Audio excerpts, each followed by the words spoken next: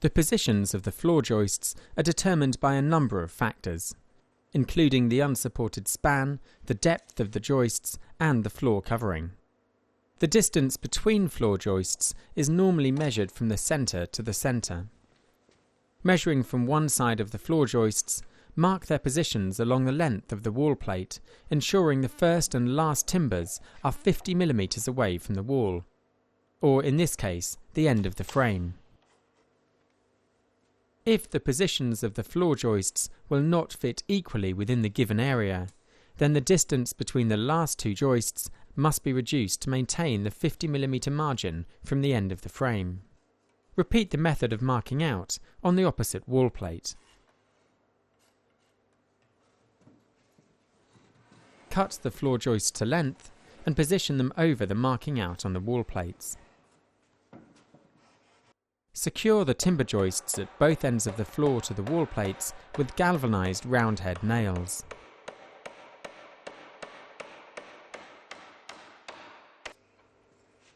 Place small blocks of timber on the two outer joists and stretch a string line over the top of them. Use another block of timber to measure the margins between the top of the floor joists and the underside of the string line. Any differences can be corrected with the use of packing.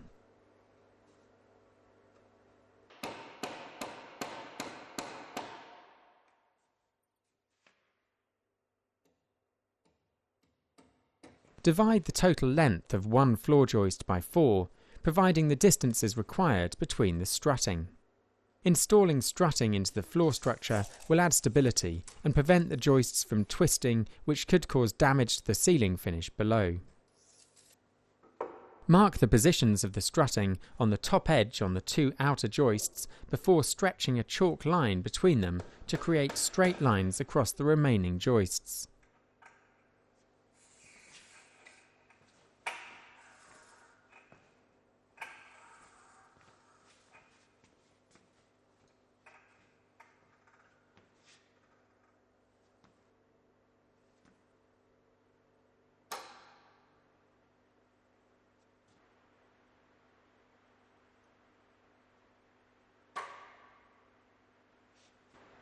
Transfer the marking out positions from the top edges of the joists onto the sides with a square.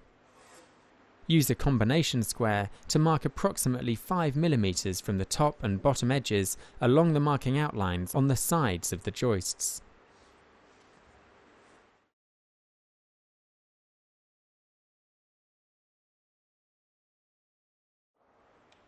Offcuts from the floor joists are normally reduced by 10 mm in their width to use as solid strutting. They are then simply cut to the same length as the distance between the floor joists and positioned either side of the marking outline, bridging across the top of the joists.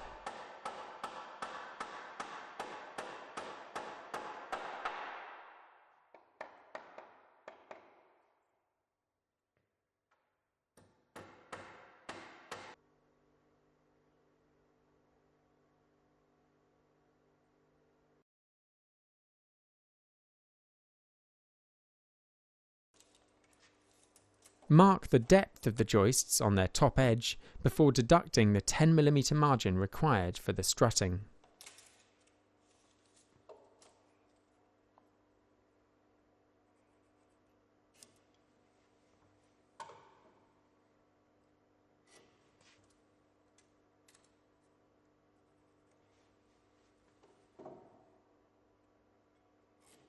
Align a length of the herringbone strutting with the top and bottom marking outlines and mark a pencil line along the underside at both ends. Repeat this method for another section of timber before cutting both pieces to length.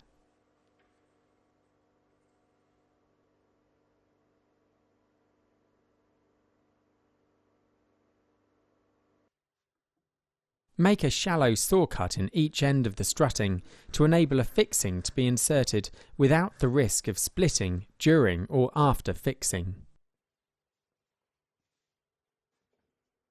Use 50 mm clout nails to secure the strutting either side of the centre line marked on the floor joists. Secure both parts of the strutting together to add additional strength.